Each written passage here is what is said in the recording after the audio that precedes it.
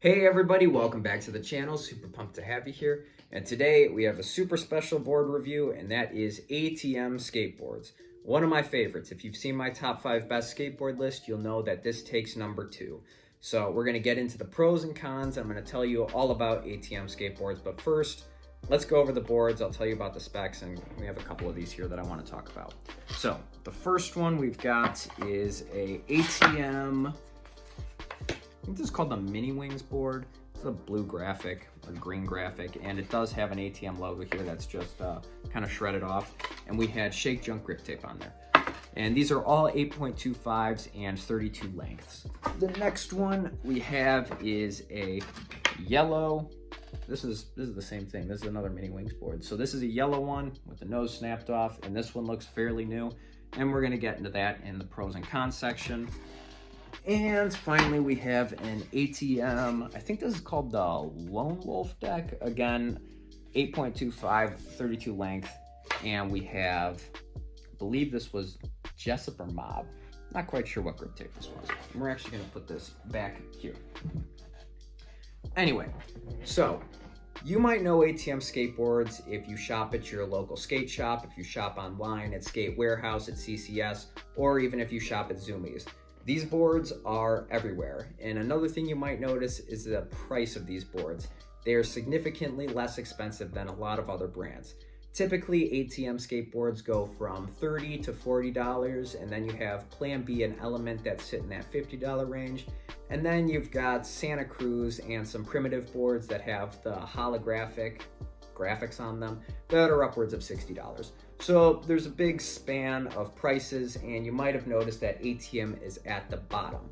So we're gonna get into the pros and cons of these and talk about why they're priced so low, what's the issue, what's the deal with them, and will I recommend them to you? So without further ado, let's get into the pros of ATM skateboards. So as stated, when it comes to ATM, they are cheaper. And that's because the wood is a little bit softer. So these are 7-ply Canadian maple boards, and from my opinion, the shape of them is pretty awesome, and I would definitely put that as a pro. So they have a very steep concave to them with a really big tail and a really big nose, as well as great pop to them. So if you're learning how to skateboard and you're working on kick flips, heel flips, varial flips, this board is absolutely great because of the way the concave works and the pop. So I would definitely recommend an ATM board over a board like Toy Machine or any other brand that has less concave. Again, that is just an opinion of mine. The second pro is, well, the pop. I was popping up things, popping down things, and flipping the board just fine. I really did enjoy the pop and the feel of this board. I was skating these on Ace 44 trucks, a very turny truck, and I thought the setup was great. It felt great.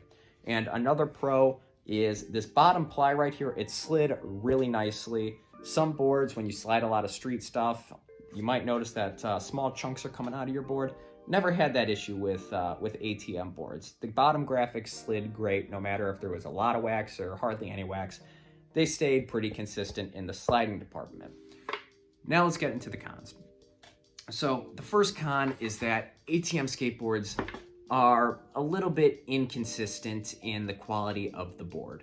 And to give you an example, this Lone Wolf board I skated for over a month and a half, and then we have this Tiny Wings board which broke on me within an hour. And I'm not even exaggerating. This thing is actually brand new, and that's why there's no slides or anything on it.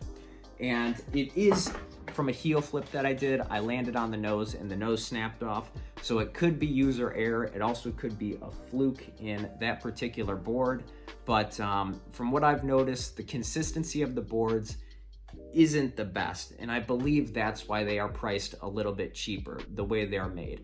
So on that con, there is something I do want to mention to skaters who are buying boards from their shops, and that is when you pick a board out, lay it flat on the table that they would be gripping the board on, and see if it stays still or if it shakes a little bit when you get it. Because if it shakes a little bit, that does mean you probably are holding a warped board. So when you put your board down, you want it to be solid and not shake around at all. Anyway, so that's the first con. The second con is the screws do go in a little bit because the wood is softer.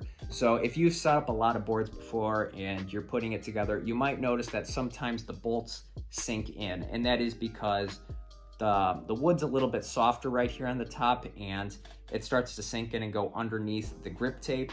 And I guess it's not a huge deal, but I do think it does correspond with pressure cracks, which is going to be our next con.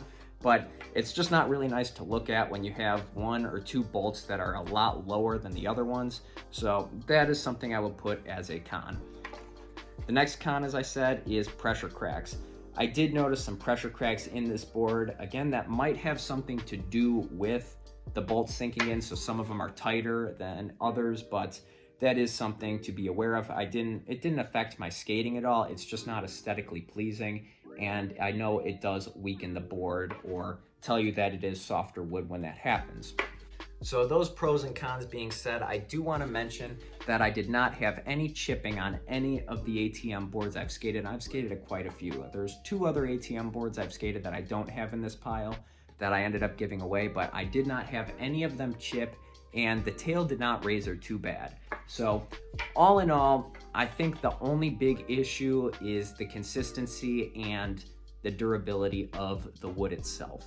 And that is most likely why they are priced cheaper. Now, would I recommend this board to you? Well, yes and no. If you're a beginner, like I said, I love the shape for this, and I think it's a great shape to start learning flip tricks and start ollieing down gaps with.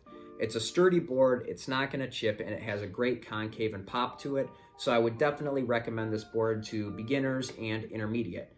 Now, for more advanced skaters, if you're going down a lot of gaps, a lot of rails, or doing a lot of flip tricks downstairs, I would maybe stay away from ATM and go to a higher priced board just because they are a little bit cheaper and the wood is a little bit softer.